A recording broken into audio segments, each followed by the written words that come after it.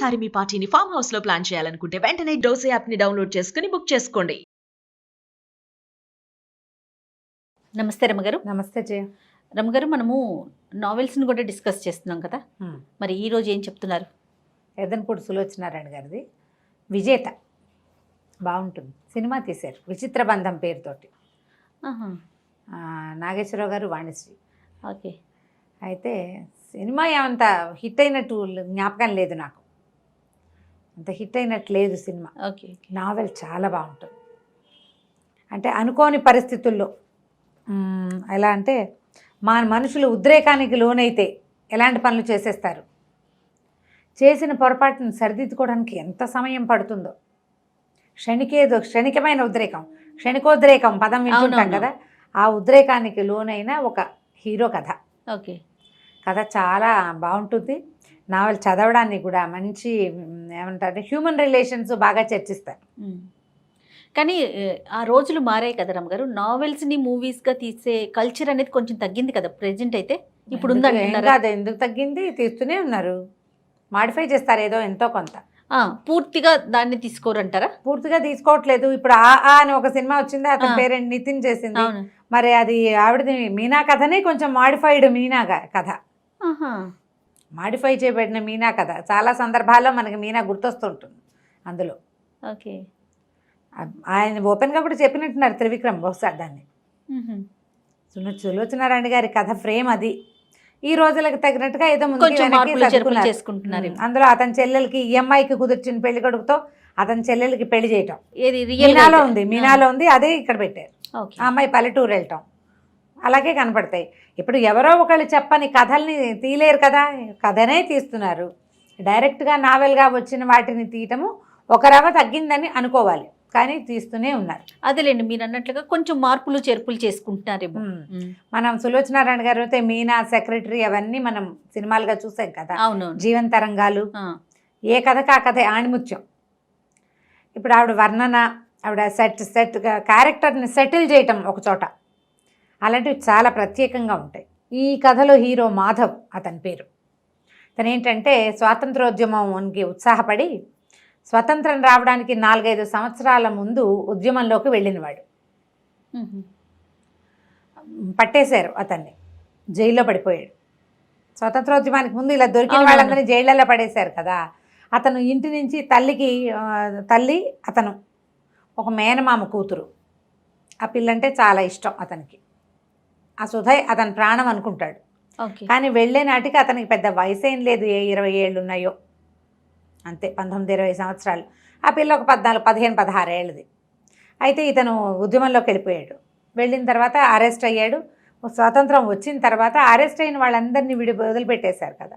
ఈ వదిలిపెట్టేసినప్పుడు అతను తిరిగి వస్తున్న దాంతో కథ మొదలవుతుంది. 1947లో 47 నాటి కథ అని మనకి తెలిసినప్పటికీ తర్వాత కథలో చర్చించబడ్డ కొన్ని విషయాలు, కొన్ని రకాలు అవి చూస్తే కాస్త తర్వాత ఆవిడ 70వ దశకాల్లో రాశారు ఆ కథ, 70sలో రాశారు, 60-70 మధ్యలో అనుకో. కొంచెం ఆధునికపు పోకడలు కనపడుతూ ఉంటాయి కథలో, కొంచెం ఎక్కువ కాదు, కొద్దిగా. మరీ 47 నాటి భాష అది ఏం కాదు, అది ఓకే లేటెస్ట్ 80sలో మనం మాట్లాడిన భాష, పుస్తకాల్లో చదవగలిగే భాష, బాగుంటుంది స్టోరీ. అయితే ఈ మాధవ్ తిరిగి వస్తాడు తన ఊరికి. తిరిగి వస్తే ఒక జీప్లో వస్తుంటాడు. ఆ జీప్ వచ్చే దారిలో ఒక చోట ఒక గుర్రాల బండి ఒకటి, కోచ్, అది బురదలో దిగబడిపోయి కనపడుతుంది. కనపడితే వాళ్ళు ఆ కోచ్ తాలూకు ఆ కోచ్ మ్యాన్ సహాయం చేయమని కారు ఆపుతాడు. సరే చూస్తే ఏమవుతుంది, ఆ కోచ్లో ఒక అందమైన అమ్మాయి ఉంటుంది. ఒక 16-17 సంవత్సరాలు ఉంటాయి అటు ఇటుగా. ఇతను సూత వయసు అనుకో, 18 ఏళ్ళు నుంచి 17-18. పిల్ల చాలా అందంగా మంచి బట్టలతోటి బాగా డబ్బున్న వాళ్ళ పిల్లలే కనపడుతుంది, అందమైన పిల్ల. అయితే ఈ కోచు ఇందులో దీనికి చేతులు, బండిని బైక్ తోస్తాడు, చేతులు కడుక్కోవడానికి నీళ్లు కనపడ, బురదలో టైర్ చక్రము బురదలో దిగిపోయింది, అక్కడ నీళ్లు ఉన్నాయని చూపిస్తారు. ఆ నీళ్ళ కోసం వెళ్ళినప్పుడు అది కొంచెం వెన్నెల రాత్రి, ఆ వెలుగులో ఆ పిల్ల మొహం అతనికి స్పష్టంగా కనబడుతుంది. అమ్మాయికి పైపెదవ మీద పుట్టుమచ్చ ఉంటుంది. దాని కేసు చూస్తే అతనికి మరదలు జ్ఞాపకం వస్తుంది. ఆ అమ్మాయి కూడా ఇలాంటి పుట్టుమచ్చ ఉంది, కుడి ఎడమలుగా ఉంటాయి. అది చూస్తూ చూస్తూ అమ్మాయి కర్చీఫ్ ఏదో నాప్కిన్ లాంటిది అందిస్తుంటే నాప్కిన్ పుచ్చుకోకుండా చేయి పట్టుకుంటాడు. పట్టుకునేసరికల్లా అమ్మాయి వెంటనే యూ రాస్కెల్ అనేసి చేయి లాగేసుకుంటుంది, తిట్టేస్తుంది. ఇతను అది కాదు ఇది కాదని మళ్ళీ చేయించుకోవడానికి ప్రయత్నం చేస్తాడు. ఆ అమ్మాయి ఏం చేస్తుంది, మెళ్ళో ఆ పిల్లకి ఒక పులిగోరు పథకం వేళ్లాడుతుంటుంది. టక్కిన మెళ్ళో ఇంచి ఆ పులిగోరు తీసి అతని మొహం మీద పొడి చేస్తుంది. అంటే తనను తను కాపాడుకోవడానికి చేసిన ప్రయత్నం. నిజానికి అతను ఏం చెయ్యాల, కానీ చీకటి మాటను ఎవరైనా చేయించుకుంటే అలాంటి ఉద్దేశం కలుగుతుంది. ఆ పిల్ల అపార్థం చేసుకుంటుంది. ఇతను కూడా మనిషి దృఢంగా భారీగా పెద్దవాడిగా ఉంటాడు, పొడుగాటివాడు. ఆ వయసు వాళ్ళని నమ్మలేరు ఆడపిల్లలు. దాంతో ఇతను మొహం పక్కకి తిప్పేసరికి అలా బుగ్గ మీద పొడుగ్గా గీసుకుపోతుంది. నెత్తురు వచ్చేస్తుంది, భగ్గుమంటుంది మొహం. హడిలిపోతాడు. ఆ అమ్మాయి అది కాదు ఇది కాదని నేను చెప్పే లోపలే ఆ అమ్మాయి కాస్త పరిగెత్తుకుంటూ వెళ్ళి ఆ గుర్రబండి మీద కూర్చుని ఎడాపెడా ఆ గుర్రాలని బాధేస్తూ పరిగెత్తిచ్చేస్తుంది అక్కడి నుంచి. ఏదో జరిగిందని చూసిన వాళ్ళకి అర్థమవుతుంది, కానీ ఏం జరిగిందో తెలియదు. మళ్ళీ వచ్చి జీప్లో కూర్చుంటాడు. జీప్ డ్రైవర్ వీడు ఏదో చేశాడనిపిస్తుంది. అమ్మాయికి పిచ్చర్లే ఉందంటాడు. అయిపోయింది ఇక్కడికి. ఇక్కడి నుంచి ఇంటికి వెళ్ళిపోతాడు. ఇంటికి వెళ్ళేసరికల్లా వాళ్ళ ఇల్లు ఇంటి ప్లేస్లో ఏదో ఉంటుంది. ఒక ముసలాయన ఎవరో కనపడతాడు, బాబాయ్. అయ్యో నువ్వు చనిపోయావు అనుకున్నాడు రా నాయన, మొత్తాన్ని బతికే ఉన్నావు, 5 సంవత్సరాలు 4-5 ఏళ్ళు అయిపోయింది. ఆంటీ ఇంటికి తీసుకెళ్తారు, అన్నం అదే పెడతారు. తీరా చూస్తే తల్లి లేదు, చనిపోయింది. సోదాలకి వీళ్ళ ఊరు కూడా వచ్చారు. వాళ్ళ అమ్మ గుండె పగిలిపోయి ఆవిడ పోయింది. ఆ ఇల్లు ఇంకా ఈ పిల్లాడు చచ్చిపోయాడని వచ్చింది వార్త. దాంతో ఇంటినేమో స్కూల్కి ఇచ్చేశారు ఇతని జ్ఞాపకార్థంగా. సుధ ఏమైందంటే, సుధనేమో వాళ్ళ మేనమామ వచ్చి తీసుకెళ్ళాడు. ఇతని అమ్మాయికి ఇతనికి మాధవ్కి మేనమామ కూతురు. మాధవ్ మేనమామ భార్య ఉంది కదా, ఆమె అన్నదమ్ములు ఎవరో వచ్చి ఈ పిల్లని తీసుకుపోయారు. దాని గురించి వివరాలు ఏమైనా తెలుసా అంటే, ఏవో ఉత్తరాలు రాసిన ఉత్తరాలు చూస్తే వాళ్ళంతా చాలా మంచివాళ్ళని, తన్ని బాగా చూసుకుంటున్నారని రాస్తుంది. కానీ వీళ్ళని కోల్పోయానన్న బాధ ఆ ఉత్తరాల్లో కనపడుతుంది. ఇక ఏమీ చేయలేక బయలుదేరిపోతాడు. చాలా దిగులుగా ఉంటుంది, ఏం చేయాలో తెలియదు. అక్కడి నుంచి ఏం చేస్తాడు, ఇక ఇతనితో పాటు జైల్లో రామ్ గోపాలరావు గారని ఒక ఆయన ఉంటారు. ఆయన కొంచెం సంపన్న గృహస్థు. ఈయన ఈ ఉద్యమంలో ఉంటారు. ఆయనకు ఉత్తరం రాసి పంపిస్తాడు ఈ జీప్ డ్రైవర్ తోటి. ఇక్కడ మా అమ్మ లేదు, సుధా లేదు, నా జీవితం ఇలా ఉందంటే ఆయన పర్వాలేదు, నువ్వు బాధపడుకు, నా దగ్గరికి వచ్చేసేయమంటాడు. ఆయన దగ్గరికి వెళ్తాడు. సరే, వెళ్ళిన తర్వాత బాగా ఆరాధీసి ఈ సుధ ఎవరింటికి వెళ్ళిందో అది మొత్తం కనుక్కుంటాడు. ఆ అమ్మాయి మేనమావ నాగభూషణం బాగా సంపాదిస్తాడు. వ్యాపారం ఏదో ఉంటుంది, కలప వ్యాపారమో ఏదో. వాళ్ళ ఇంటికి వెళ్తే ఆ సుధకి పెళ్ళైపోయి ఉంటుంది. మేనమావ కొడుకునే పెళ్లి చేసుకుంటుంది. తనకు తెలిసిన అందాల భార్యని కాదు ఈ పిల్ల. చక్కగా బొద్దుగా చిన్నగా బాగా క్యూట్గా ఉండే అమ్మాయి కాకుండా పుష్టిగా ఒంటి నిండా నగలతోటి బాగా దెబ్బతోటి వచ్చిన దర్పంతో ఉన్న అమ్మాయి కనపడుతుంది. ఆడపిల్లని నాకు అంతకంటే వేరే దారి లేకపోయింది అని అనలేదనిపిస్తుంది అతనికి. ఏదో చిన్నప్పుడు అనుకున్నావు అవి ఇవి ఇప్పుడు ఎందుకుంటాయి అవన్నీ భలేవాడివి బాబా అంటుంది. కానీ మేనత కొడుకు చిన్నప్పటి నుంచి ఇతనితో కలిసి పెరిగింది, ఇతను బతికొచ్చాడని సంతోషపడుతుంది. ఒక విసుగు పుట్టేస్తుంది ఇతనికి జీవితం అంటే, ఇక్కడ ఉండకూడదు అనుకుంటాడు. ట్రైన్ ఎక్కుతాడు. ఆ ట్రైన్ ఎక్కేటప్పుడు ఏమవుతుంది, పొరపాటున ఒక ఫస్ట్ క్లాస్ కూపేలోకి వెళ్తాడు. అతను ఎక్కిన తర్వాత ఎవరో వస్తారు. తీరా చూస్తే ఏ అమ్మాయి అయితే తన బుగ్గ మీద ఇలా ఘాటు పెట్టిందో ఆ అమ్మాయి అక్కడ ఉంటుంది. ఇక ఏం చూస్తే ఎవ్వరు ఉండరు, ఆ కూపేలో వాళ్ళిద్దరే ఉంటారు. ఆ పిల్లని బాగా బెదిరించి ఏడిపించాలనిపిస్తుంది ఇతనికి.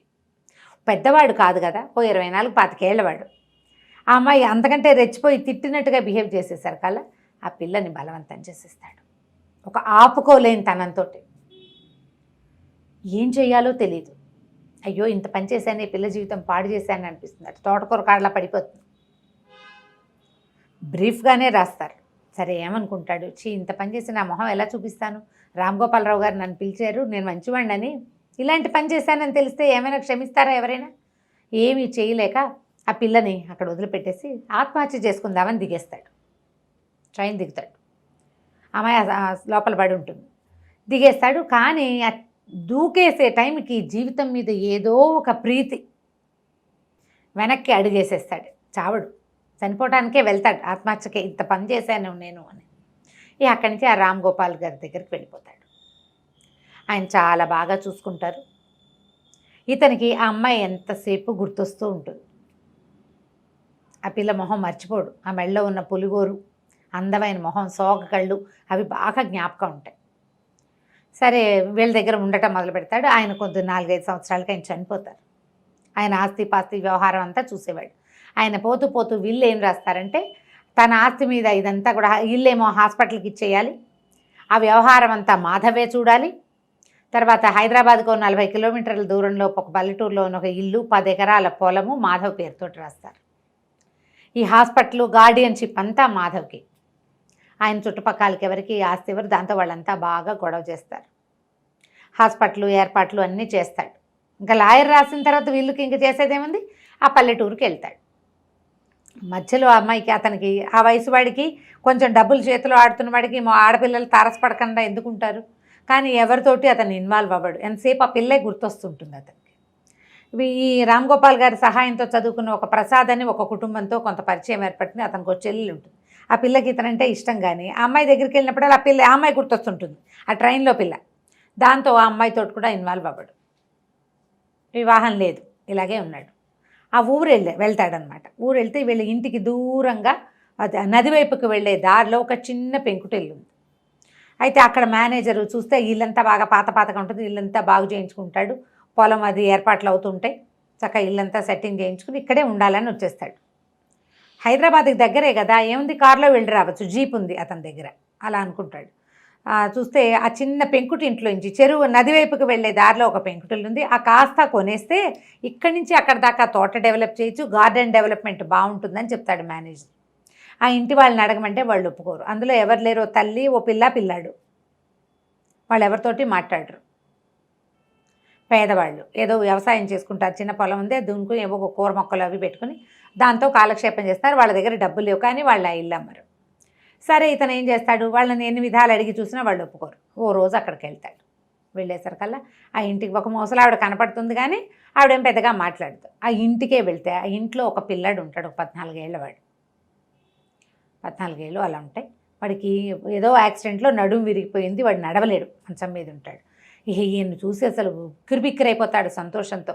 కాస్త చదువుకున్న మొహం చూసి ఎన్నేళ్ళు అయిందో, వీళ్ళంతా పల్లెటూరు వాళ్ళు అని చెప్తే అది మీది ఈ ఊరు కాదంటే, చిచ్చి వీళ్ళు ఈ ఊరికి మాకు ఏం సంబంధం, మా సంబంధం లేదు. మా నాన్న నవాబు దగ్గర మిలిటరీ ఆఫీసర్, రజాకార్ మూమెంట్లో మా నాన్నని కాల్చేశారు.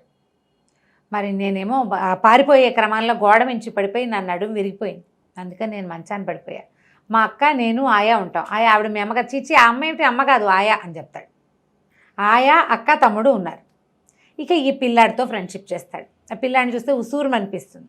ఎవరో ఒకళ్ళు ఉండద్దు ఇలాగా, ఆ వయసు పిల్లలు, పైగా చదువుకున్న ఆగర్భ శ్రీమంతుల ఇంట్లో పుట్టిన పిల్లవాడు ఇట్లా పాపం ఒంటరిగా పడున్నాడని ట్రాన్సిస్టర్ కావాలి, పాటలు వింటానంటే రేడియో పంపిస్తాడు.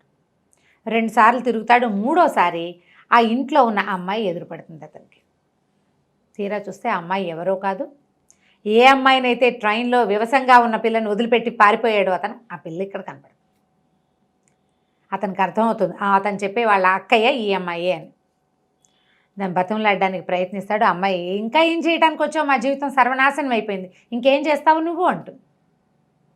ఏం జరిగిందో ఆ కోచు మెడ నిండా ఒంటి నిండా బంగారం ఖరీదైన బట్టల్లో చూసిన పిల్ల ఇప్పుడు ఒక దిక్కు లేకుండా ఆ కాళ్ళు విరిగిపోయిన పిల్లవాడితోటి ఒక పాత చీర కట్టుకుని మట్టిలో పనిచేస్తూ కనపడుతుంది. ఈ స్థితికి తను ఎట్లా కారణమయ్యాడో అతనికి అర్థం కాదు, తనే కారణమా అనిపిస్తుంది. అక్కడి నుంచి ఈ పిల్లాడు ఏం చేస్తాడు, ఉత్తరం రాసి పంపిస్తాడు, మా నాన్న మా అక్కయ్య ఒప్పుకోవట్లేదు, ట్రాన్సిస్టర్ తీసేసుకోండి అని. కానీ అతను వదిలిపెట్టాడు. ఇప్పుడు ఎలాగైనా ఆ పిల్లని సాధించాలంటే ఈ పిల్లని పట్టుకోవాలనుకుంటాడు. అమ్మాయి కావాలి ఇతనికి, ఇంకా జీవితంలో వేరే ఆశ ఏం లేదు, ఇదే నా తాలూకు చుక్కాని నా జీవితానికి అనిపిస్తుంది. ఎంత ట్రై చేసినా అమ్మాయి ఇతనితో మాట్లాడు. ఆ పిల్లాన్ని బాగా మాలిం చేస్తాడు. నీ కాళ్ళు తెప్పిస్తాను నేనంటే అప్పుడు డాక్టర్ని తీసుకొస్తాడు. నేను చేయిస్తాను, అప్పుగానే ఇస్తా, మీరు అప్పు తీర్చుకోండి. అక్క ఒప్పుకోదు, కానీ అంటే నేను ఇలాగే బతకాలా అని ఏడుస్తాడు తమ్ముడు. ఎందుకు వాడి మొహం తనకి గిట్టదో చెప్పదు. ఇంకేం చేస్తారు, ఇక ఆపరేషన్ తప్పనిసరి, ఆపరేషన్ చేయిస్తారు. మరి కాళ్ళు వస్తాయి, నడకొస్తుంది, క్రచెస్ తోటి వాటితో నడవగలుగుతాడు. తప్పనిసరి ఆయా అమ్మాయి పేరు సంధ్య. ఇద్దరు ఇతనితోటి లొంగి ఉండాల్సి వస్తుంది. మెల్లిగా అలవాటైతే క్రమంగా తనని దగ్గర తీసుకోవచ్చు అనుకుంటాడు. ఎంత ట్రై చేసినా లొంగదు, మహాపొగరబోతు అమ్మాయి. క్యారెక్టర్ని అట్లా చూపిస్తారు, కానీ దెబ్బతిన్న వాళ్ళకి ఇంకా ఆత్మాభిమానం హెచ్చుగా ఉంటుంది. అండర్ కరెంట్గా ఆ పిల్ల ఆత్మాభిమానమే మనకి కనపడుతూ ఉంటుంది అనమాట. అది పొగరులాగా ఒక డైలాగ్ వస్తూ ఉంటుంది అతని దగ్గర, కానీ అది కాదు, దెబ్బతినిపోయిన ఆత్మాభిమానం. మా జీవితం ఇలా అయిపోవడానికి ఇదే కారణము అని. సరే, ఇలా కొద్ది రోజులు గడిస్తే ఈ పిల్లాడు హాస్పిటల్లో ఉన్నప్పుడు ఏమవుతుంటే వీళ్ళకి పెద్ద తుఫాన్ ఒకటి వచ్చి నదంతా పొంగిపోయి వీళ్ళు ఇల్లంతా నీళ్ళు వచ్చేస్తాయి. బలవంతంగా వాళ్ళని తన దగ్గరికి తీసుకొచ్చేస్తాడు. మరి వీళ్ళింటి ఇతని పెద్ద ఇల్లు కదా, ఇల్లు మునిగిపోయాక ఇంకేం చేస్తారు అక్కడ? ముగ్గురిని తీసుకొచ్చేస్తాడు, వీళ్ళ ఇంట్లో ఉంటారు, ఈ సర్జరీ చేస్తాడు. ఈ సర్జరీ అయ్యి అతను కొంచెం నార్మల్ అయ్యే క్రమంలో ఆ జ్యోతి అనే అమ్మాయి, ఆ ప్రసాద్ చెల్లెలు అక్కడ కనపడుతుంది హాస్పిటల్లో. అబ్బో వీళ్ళు చాలా గ్రంథసాంగులు, వీళ్ళు ఎక్కడ దొరికారు నీకు అని అడుగుతుంది. అడిగేసరికల్లా అదేంటి అట్లా అంటావు, ఏమిటి అదంటే, నాకు వీళ్ళ సంగతులన్నీ తెలుసు, కావాలంటే నేను నీకు నిరూపిస్తాను అంటే, తీరా ఏం నిరూపిస్తుందో వాళ్ళని ఇంటికి పంపించాక అమ్మాయి ఏం నిరూపిస్తుందో చూడాలనుకుంటాడు. ఈ పిల్లంది ఇది అందంగా కనపడుతుంది, నంగనాచి ఓ పిల్లని కానీ హాస్పిటల్లో బారేసింది అని చెప్తాడు. చెప్పేసరికల్లా పిల్లాన్ని చూపించమంటాడు. నిర్ఘాంతపోతాడు అతను. చూపించమంటే ఒక శరణాలయంలో, అంటే ఒక కాన్వెంట్లో, హాస్పిటల్కి అనుబంధంగా ఉండే కాన్వెంట్, ఆ కాన్వెంట్లో ఈ సంజయ్కి డెలివరీ అయింది. ఆ పిల్లవాడు ఇక్కడ ఉండిపోయాడు. దాంతో వెళ్తారు జ్యోతి ఇతను. ఆ పిల్లాడు చూస్తే ఆ పిల్లవాడు తనలాగానే కనపడతాడు ఇతనికి, 4 ఏళ్ల పిల్లాడు. ఆవిడేం చెప్తుందంటే, అయ్యో ఎంత సంజయ్కి కళ్ళు పాడే పూడుకుపోయాయా, ఇంత అందమైన పిల్లాడు, వీడిని ఎట్లా వదిలిపెట్టిందంటే, ఆవిడంటుంది కాదు అసలు ఆ అమ్మాయికి స్పృహే లేదు, చాలా బలహీనంగా ఉంది, అసలు అమ్మాయి బతుకుతుందని కూడా మేము అనుకోలేదు, పిల్లాడు బతుకుతాడు అనుకోలా, ఆ 9-10 నెలల ప్రెగ్నెన్సీలో ఆ పిల్ల గట్టిగా అన్నం తినదే లేదు, ఏదో రుణానుబంధం వల్ల ఈ పిల్లాడు పుట్టాడు కానీ లేకపోతే పుట్టవలసింది కాదు, ఆ పిల్లే చచ్చిపోవాలి, ఆహారం కూడా లేదు తనకి సరిగా, ఏదో ఆకలికి ఒక గుప్పెడు తినే తప్పిస్తే బలవర్ధక ఆహారం లేని పరిస్థితిలోనే ఉంది, ఏదో ఒక పొరపాటున జరిగింది. అయితే ఈ పిల్లాడు 3 రోజుల దాకా 5 రోజుల దాకా బతుకుతాడు అనుకోలేదు, మేము పిల్లని పంపించేసాం. పిల్లవాడు బతికాడని నేను మళ్ళీ వాళ్ళ నాన్నకు ఫోన్ చేస్తే ఆయన నేను ఎవరో తెలియదు అన్నట్టుగా బిహేవ్ చేశాడు. ఆ తర్వాత రజాకార్ మూమెంట్లో ఆయన్ని కాల్ చేశారని తెలిసింది. ఆ తల్లి పిల్ల ఏమైపోయారో, ఆ అమ్మాయి ఏమైపోయిందో తెలియదు. ఈ పిల్లాడు చాలా అందమైన పిల్లాడు, చాలా తెలివైన వాడు, నేనే పెంచుకుంటున్నాను అని చెప్తుంది ఆ కాన్వెంట్ మదర్. ఇక ఆ పిల్లాడిని చూసేసరికల్లా ఏం చెప్తుందంటే, ఈ జ్యోతి పిల్లాడి తండ్రే వీడని చెప్తుంది అక్కడ చూపించటం కోసం. పిల్లాడి తండ్రి అంటే పోలికలు కనపడుతున్నాయి కదా చక్కగా, దాంతో ఆ సిస్టర్ నమ్మేస్తుంది. అక్కడి నుంచి పిల్లని దగ్గరికి తీస్తే వస్తాడు దగ్గరికి, వాడు కొంచెం జనముద్దైన పిల్లాడు, అందరితోటి కొంచెం బాగుంటాడనమాట. తర్వాత ఇతను మర్నాడు వెళ్ళి మాట్లాడుకుని సంజయ్ నా దగ్గరే ఉందని చెప్పి పిల్లాన్ని నాకు ఇచ్చేయమని అడిగి తెచ్చేసుకుంటాడు. ఇంటికి తెచ్చేస్తాడు. ఆ ఇంట్లో ఆల్రెడీ సంజయ్ ఉంది, ఆయా ఉంది. వాసుని స్కూల్లో చేర్పిస్తారు, ఒక కాన్వెంట్లో చేర్పిస్తాడు. ఇదంతా అప్పే అనుకోమంటాడు, పెద్ద అయ్యాక తీరుద్దు కానీ, నాకు సరైన టైంలో ఎవరు చదువు చెప్పించలే, నన్ను ఎవరు చూడలేదు, నీకు ఒక అవకాశం లభించింది, అది తీసుకోమంటారు. మరి వాళ్ళ ఇంట్లో ఉంటున్నందుకు పని చేసుకో, ఏదైనా పని చేసి పెట్టద్దు. అందుకని ఇంటి పని చేయడానికి దానికి ఆయా వాళ్ళు ఒప్పుకుంటారు, ఇంట్లోనే ఉంటారనమాట. ఆయా ఏముంటుందంటే, ఇప్పుడు చూడు నీ కోసం అని ఎంత సర్దుకున్నాను అనమ్మా నేను, ఇప్పుడు ఇంత పెద్ద వయసు వచ్చాక నాకు స్థిమితంగా ఎక్కడైనా ధైర్యంగా బతకాలనుంది, బతికినన్నాళ్ళు, నీకు ఇష్టం లేదంటే వెళ్ళిపోదని చెప్పండి. ఇప్పుడు ఇంతకాలం కష్టపడ్డారు, ఏం చేస్తుంది, ఊరుకుంటుంది అనమాట. అతనితో ఉండటం ఇష్టం లేదు, మెల్లిగా అలవాటు పడతారు. పిల్లాన్ని తీసుకొచ్చేసరికల్లా వాడు సంజయ్ అని పిలుస్తాడు, మెల్లిగా అమ్మ అని పిలవటం మొదలు పెడతాడు. తిడుతుంది అన్నేందుకు, వీడికి ఇలాంటి వాళ్ళు ఎన్ని పనులు చేశాడో, ఎవరి పిల్లాడో పిల్లాడు అనుకుంటుంది, నిజం చెప్పడు. కానీ పిల్లాన్ని మాత్రం అమ్మాయికి అలవాటు చేస్తాడు. ఎంత ట్రై చేసినా ఆ అమ్మాయిని సరిగ్గా చేసుకోలేకపోతాడు ఇతను. ఈ సందట్లో మళ్ళీ ఇతను సుధ, ఇతని మేనమావ కూతురు ఉంది కదా, అతను అమ్మాయి భర్త వస్తారు ఇక్కడికి. చూస్తే వాడు కూడా ఈ అమ్మాయికి కాలేజీలో సీనియర్, ఇదే మంచివాడేం కాదు, బోళ్ళని గ్రంథాలు ఉన్నాయి, మా ఆవిడ కూడా వాడి చుట్టూతానే తిరిగేది అని చెప్తే ఈ అమ్మాయికి ఇంకా అగ్నిలో ఆజ్యం పోసినట్టు అయిపోతుంది. సరే ఇతను ఎక్కడికో వెళ్తాడు. వెళ్ళేసరికి ఇతనికి విసుగు పుట్టిపోతుంది, ఇంకా నేను ఇది సరిచేయలేను, నా దారి నేను ఎటైనా వెళ్ళి ఈ పిల్లాన్ని తల్లికైనా అటాచ్ చేస్తే, ఆయన రామ్ గోపాల్ గారు ఆస్తి ఎట్లా చేస్తారంటే ఇతని వారసులకే దక్కాలి, మాధవ్కి అమ్మే అధికారం లేదు, పిల్లాడికి ఆస్తి వస్తుంది. ఇక ఈ అమ్మాయిని చేస్తే అమ్మాయి కనీసం స్థిమితంగా అయినా బతుకుతుందని అనిపిస్తుంది అనమాట. ఎక్కడికో వెళ్తాడు, వెళ్ళేసరికల్లా ఏమవుతుంది, అప్పుడే ఆ మేడం, ఈ ఆవిడ ఉంది కదా మదర్, కాన్వెంట్ మదర్ ఉత్తరం రాస్తుంది, పిల్లాన్ని చుట్టానికి వస్తున్నానని. ఈ అమ్మాయికి ఏం తెలుసు, మాధవ్ ఊళ్ళో లేరు, మీరు రండి తప్పకుండా అని ఉత్తరం రాస్తుంది. తెలియదు కదా. తీరా ఆవిడ వచ్చేసరికల్లా ఆవిడని చూడంగానే మాయా పారిపోతుంది లోపలికి. ఆవిడ సంజయ్ చూసి ఆశ్చర్యపోతుంది, నువ్వు ఇక్కడే ఉన్నావా అంటుంది. నేను ఇక్కడే ఉంటామంటే, నేను ఎప్పుడు ఇక్కడే ఉన్నానంటే, అదేమిటి మీ ఇద్దరు పెళ్లి చేసుకోలేదా, అప్పుడు పెళ్ళి అవ్వలేదు కదా. అప్పుడు ఈ అమ్మాయికి అర్థమవుతుంది ఈ పిల్లాడు తన పిల్లాడేనని. ఆయా ఏడుస్తుంది, ఏం చేయను, మరి నువ్వు ఇంటికి వచ్చిన స్థితి బాగుండలేదు, తర్వాత నీకేమో ప్రెగ్నెన్సీ, మీ నాన్న ఏమో కొట్టి చంపేస్తాడు తండ్రి. ఎందుకు, ఎక్కడి నుంచి వచ్చిందో ఇది చెప్పమని. ఎవరని చెప్తుంది ఆ పిల్లకి? ఏం తెలియదు, ఎవరో తెలియదు నాకంటే బాగా కొట్టి నాన్న హింసిస్తాడు తండ్రి. చివరికి పెద్ద నెలలు వచ్చేసే ఏమీ చెయ్యలేక ఆ ప్రెగ్నెన్సీని కాన్వెంట్లో డెలివరీ చేసి పిల్లాన్ని వదిలించేసుకుంటారు. అప్పుడు అసలు నువ్వే బతుకుతావో లేదో తెలీదు. నిన్ను అడ్డాల్లో నుంచి పెంచాను, మీ అమ్మ దగ్గర నుంచి నేనే పెంచాను, నీ తమ్ముడిని నేనే పెంచా. ఇప్పుడు నీ పెంచిన ప్రేమ నాకు ముఖ్యం, ఆ చంటిగుడ్డు పసిగుడ్డు ముఖ్యం కాదు కదా. నేను పెంచుకున్న పెళ్ళే నాకు ముఖ్యం, అందుకని తీసుకొచ్చేసాను. ఆ ఇల్లు వాళ్ళ పల్లెటూరులో ఉన్నది కూడా ఈ ఆయా భర్తకి రావు బహదూర్ గారు ఇచ్చిందనమాట గిఫ్ట్. అందరూ చచ్చిపోయారు. ఆ అమ్మాయి మొగుడు కూడా, ఆయా మొగుడు కూడా పోతాడు ఆ రజాకార్ మూమెంట్లో. ఆవిడకి పిల్లలు లేరు. ఈ అయ్యగారి కూతుర్ని కొడుకుని తీసుకొచ్చి తన పల్లెటూరు తీసుకొచ్చి తనతో పాటు ఉంచుకుంటుంది. ఆయాగానే ఉంటుంది. తనకి వాళ్ళ నాన్న ఇచ్చిందైనా తనకిచ్చేసింది, దాని మీదే ఉంటారు తన అక్క తమ్ముడు. ఇంకేం చేస్తుంది, ఆ పిల్లాన్ని దగ్గర తీసుకుంటుంది. ఇతను ఏం చేస్తాడంటే వస్తాడని ఎదురు చూస్తూ ఉంటుంది. అతను ఒక ఉత్తరం రాసి పెట్టి దీంట్లో పెడతాడు, ఒక వినపెట్టెలో పెడతాడు. డబ్బులు అవసరమైనప్పుడు తీసి చదువుతుంది అని. ఆ ఉత్తరం అమ్మాయి చదవదు, కానీ తెలుసుకుంటుంది. ఇప్పుడు పిల్లాన్ని తీసుకొచ్చాడంటే తనని ఆదరించే ఉద్దేశంతో తీసుకొచ్చాడు, అందుకే తన వెంట పడుతున్నాడు. వస్తాడని చూస్తుంది. తీరా పెద్ద పిడుగు లాంటి వార్త వస్తుంది, ట్రైన్ యాక్సిడెంట్లో మాధవ్ చనిపోయాడు అని. ట్రైన్ యాక్సిడెంట్ అవుతుంది. కలకత్తా నుంచి మేనేజరు వాళ్ళు వీళ్ళు వస్తారు. ఇతను చాలా పెద్ద బిజినెస్ నడుస్తోంది కదా.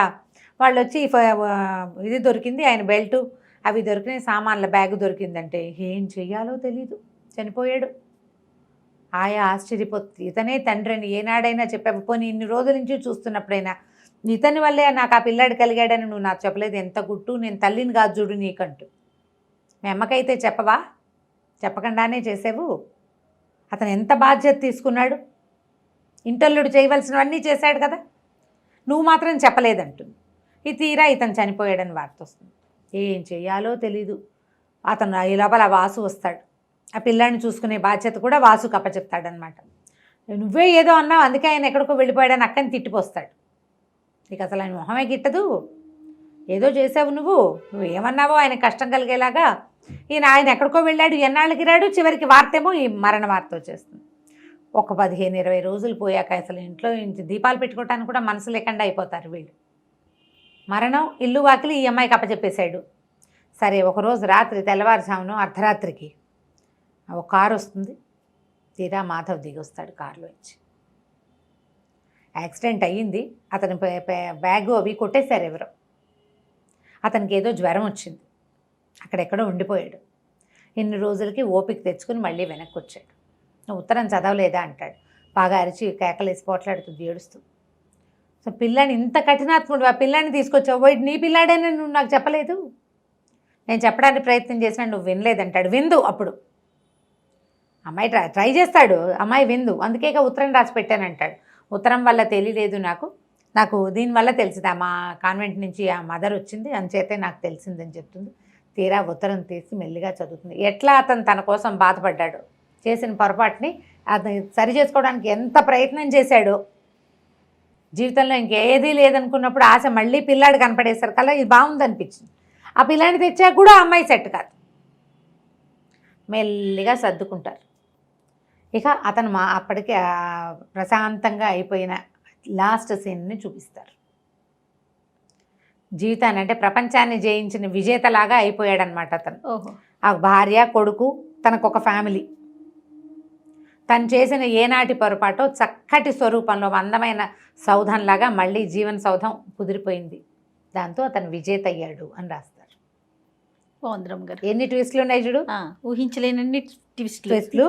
కథని భలే బిగువుగా నడిపిస్తారు, చాలా పక్కగా పకడ్బందీగా రాస్తారు. నేనంత పకడ్బందీగా చెప్పలేదు, చెప్పాలి. నా బుద్ధి ఎంతసేపు అమ్మాయి సంజమి క్యారెక్టర్ మీదకే పోతూ ఉంటుంది అనమాట. నాకు అతన్ని సమర్థించాలనిపించదు. ట్రై చేస్తాడు కానీ ఓసారి దెబ్బతిన్న వాళ్ళు అంత తొందరగా కోపప్ కాలేకపోతారు, అవునవును, వెనక్కి రాలేకపోతారు కదా. కథ చాలా బాగుంటుంది. విజేత పేరుతోటి దొరుకుతుంది. మీకు సరదా ఉంటే విచిత్ర బంధం పేరుతోటి నాగేశ్వరరావు గారి సినిమా ఉంది, అది కూడా వెతుకుని చూసుకోవచ్చు. కానీ నేను సినిమాకి ఓటేను, నేను నావెల్కే ఓటేస్తాను. నవలే చాలా బాగుంటుంది, తాపీగా నిదానంగా చదువుకోవచ్చు. ఎవరైనా చెప్పేది వినాలి మనం, అనేది ఒక అండర్ కరెంట్గా కనపడుతూ ఉంటుందన్నమాట. తాత్కాలికమైన క్షణికోద్రేకాలకి లోన్ కాకూడదని, దానివల్ల చాలా సమస్యలు వస్తాయని, అవతల వాళ్ళు చెప్పేదానికి కొంత చెవి ఇవ్వాలి అనేది ఒక క్లియర్గా కనపడుతుంది. చివరి దాకా అతని బుగ్గ మీద ఆ అమ్మాయి పులిగోరుతో గీసిన గీత అట్లా ఉన్నట్టే ఉంటుందన్నమాట. ఎవరైనా అదేమిటి అనగానే అమ్మాయి గుర్తొచ్చేస్తుంది అతనికి. చాలా బాగుంది రమ్మగారు. రైట్. నమస్తే. నమస్తే.